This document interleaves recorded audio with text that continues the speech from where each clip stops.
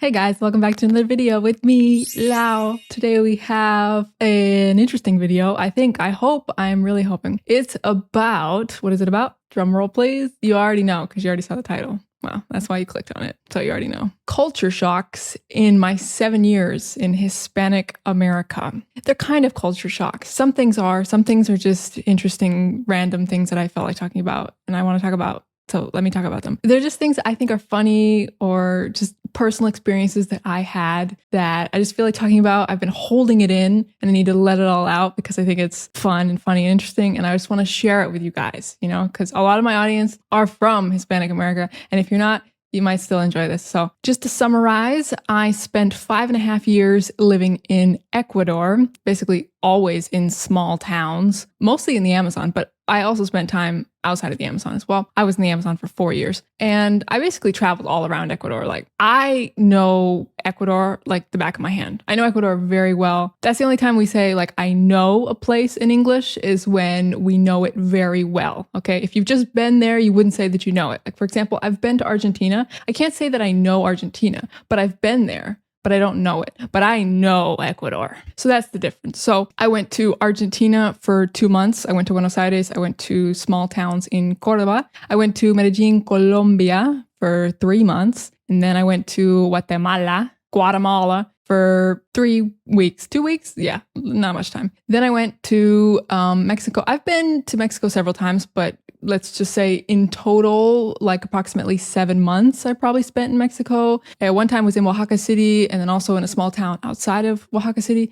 And another time was in Mexico City. And right now I'm traveling in Southeast Asia, but my plan is to go back to the Americas later this year. And yeah, because I miss it. I'm homesick. My heart is in Hispanic America, and I think it always will be, and I feel called to go back, so that's what I'm going to do. So without further ado, let's get into the video. Okay, the first thing I want to talk about is actually from Mexico. This is an iconic thing from Mexico that probably most Mexicans don't even care about, or they're just like, yeah, whatever, like it's just like normal. But for me, as a person who loves Mexico but is not Mexican and misses Mexico and wants to go back, I think of this thing very fondly, and I know that when I go back and I hear it, I'm going to cry.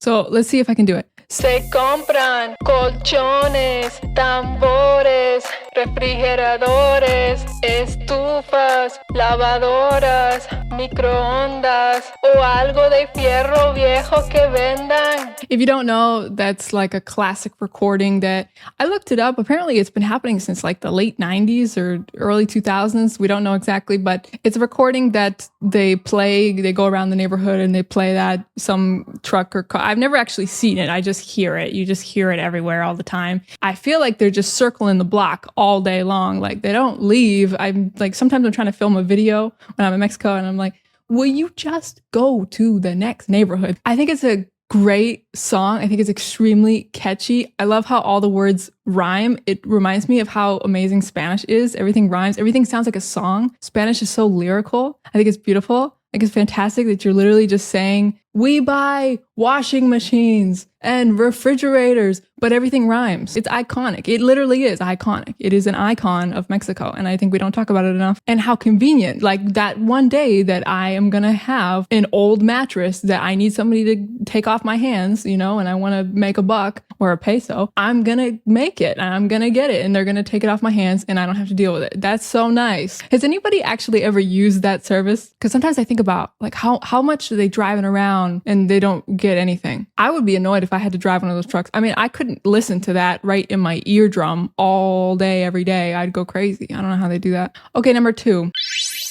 I always joke about how in Ecuador, they eat chicken and rice. Mind you, very oily, salty chicken and rice 3 times a day. Breakfast, lunch, and dinner. I swear by it. And if you don't believe me, my friend who's a gringo, he went to a doctor. The doctor was like, what do you eat for breakfast? And my friend was like, probably just make some juice. I don't know, not much. I don't eat a lot in the morning. He's like me. He doesn't have this big appetite in the morning. The doctor said, I kid you not, I'm not lying. The doctor said, you can't just have juice.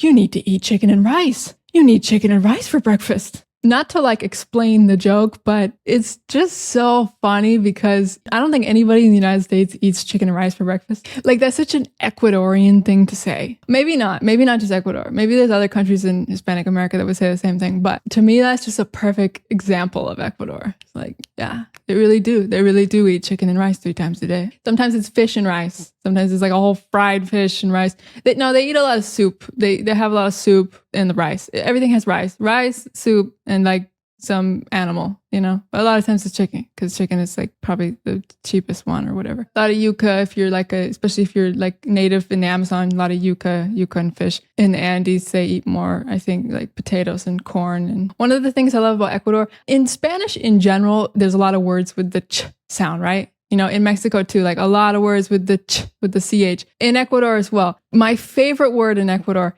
is chocho, which is not what you might think. It's a bean. It's a legume, and it comes from the Andes, and they sell it already cooked and salted. If you blend that up, put it in a blender, it tastes like mozzarella cheese. If you're plant-based, if you're vegan, if you haven't had cheese in years, it tastes like mozzarella cheese. It's really good. And it's even higher in protein than soybeans. But yeah, that's chochito. Also, corn is called choclo. I think it's called that in several countries. I love that. I love the choclo. I love the choclo. I love the chocho. And even like the swear word in Ecuador, which I'm not going to say, but it also has the CH. It has it twice, actually. So, you know, you can look that up. But I love the CH. It's so satisfying to say, you know, chocho. I love certain words from different places. I love that in Mexico, they call me güera, like, hola güera, que busca güera. In Ecuador, everybody calls you Bessie, hola Bessie, buenas tardes Bessie. It's like everybody is Bessie. Like it doesn't have to be your neighbor, doesn't have to be your vecino. It could be a stranger, anyone, literally everyone. This is what you call people. So, you know, you're in public, you're at the market, Bessie. I love it. I think it's cute. I think it's adorable. I miss them calling me Bessie. Okay, the next thing I want to talk about is in Argentina. The face kissing, the greeting, the face thing where it's not even really a kiss, okay? I didn't understand what was happening at first, but they're not really kissing your cheek. It's just like a face to face and kissing the air or something. It's like pretending to kiss, but not really. You got to understand, as a gringa from the north of the north, we don't even like a lot of times do a handshake, anything. It's like, hi, nice to meet you. Like a lot of times there's just no physical contact. And I have no problem with physical contact. I love hugs. Okay. I love to hug people. I love to hug my friends. I'll even hug somebody, even if we're just meeting for the first time. It's just specifically the face kiss thing, which they don't do in Ecuador, but I did experience it a little bit in Mexico City. I noticed that they do that there as well, but it's the strongest in Argentina. I would just be chilling with somebody or talking to somebody or whatever, and a new person comes over, and maybe that person knows the person that I'm talking to, but they don't know me. And instead of just being like, hi, this is so-and-so, like instead of just introducing me and whatever, it doesn't even matter. They don't care. They just immediately come to me and do the face kiss thing. And then we could say like our names or whatever. It's just this automatic behavior that is ingrained in them. They walk into a room, they see a person, they do the face kiss thing.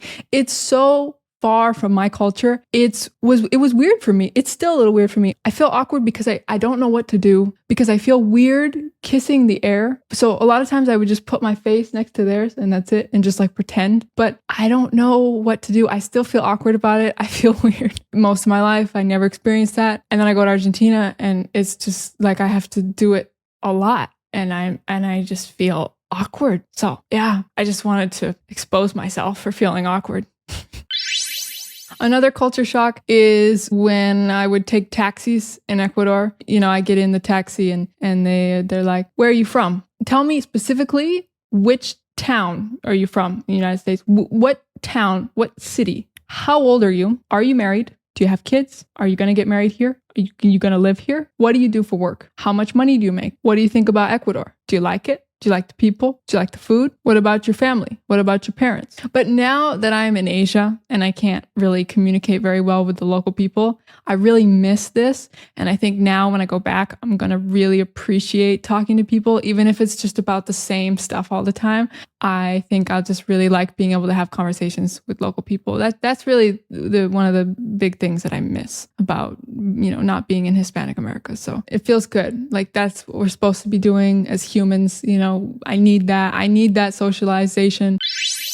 Okay, the last thing I want to talk about is the different ways that people respond to gracias or thank you in Hispanic America. I love this because every country has a different way of responding. I mean, at least the countries that I've been to. So in Ecuador, the most common way is just ya. They love saying ya.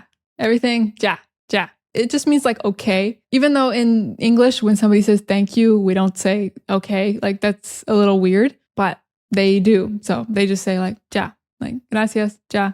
Very common. So that's probably the number one thing. And then if they want to be a little bit nicer, they can say a la orden, a la orden, a la orden. And then I went to Mexico and it's a lot of de nada or no hay de qué, or sometimes it's just de qué. Then in Colombia, in Medellin specifically, I noticed that everyone is saying con mucho gusto. And I love that one. That might be my favorite one, con mucho gusto. And they always like say it with a smile. They're very warm people. I love the people of Medellin. They have a really great energy. Colombia in general, Colombia is great. I think like almost every single time I said thank you in Medellin, at a restaurant, at a store. I think almost every single time it was con mucho gusto. It's their go-to phrase. It's their number one. And then last but not least, Argentina. That one was really funny for me. And I don't think I could ever get used to it. Like, I don't think I could ever get used to saying it myself if I had to work there as a waitress or something. A lot of the times, maybe the majority of the time I said thank you, they would say, no, por favor. No, por favor. I think it's so dramatic. But you know what? Argentinians are. The way they speak Spanish, very Italian. It is dramatic. It is. But I love it. I love the attitude. There's a lot of dramatic attitude in Colombia too. But in Argentina, it's a very specific type. And I like that a lot because I didn't really get that at all in Ecuador. Ecuador, there's not a lot of attitude. They're just chilling, I like when people speak Spanish in a bit more of like an expressive way. I like when they got a little bit more personality in it, And I just think that's so over the top dramatic. Like, no, por favor, don't even say thank you. Like, please. It's just funny when you're saying thank you and somebody's telling you no. All right, I'm going to wrap it up here. I could go on and on and on and on about this topic. Like, there's so many things. Yeah, I mean, maybe I can make a part 2 of this video. But, if you search on Google cultural differences between the United States and Hispanic America, like, there's going to be a lot of generic things that come up. Like the different concept of time. Oh, the party starts at 7. What does that really mean? Yeah, that is a good one. In Ecuador, they always say, ya mismo. I would be like, when is the bus going to leave? They're like, ya mismo sale. Like, it's leaving right now. And so I get on the bus and we don't leave for another 15 minutes. I'm like, I could have gone to the bathroom. There was time to go to the bathroom. Sometimes it's annoying. I feel like, the Salvador Dali paintings where everything is like stretched and dripping, like the stretched clock where time is like warped and it's not real. That's how I feel like it is in Hispanic America. Like, time doesn't really exist. It's an illusion, If you Google cultural differences, there's a lot of things, right? There's a lot of list of things, of generic things. A lot of us, we already know that stuff. So I didn't want to make a video talking about stuff like that because it's boring. We already know about that stuff.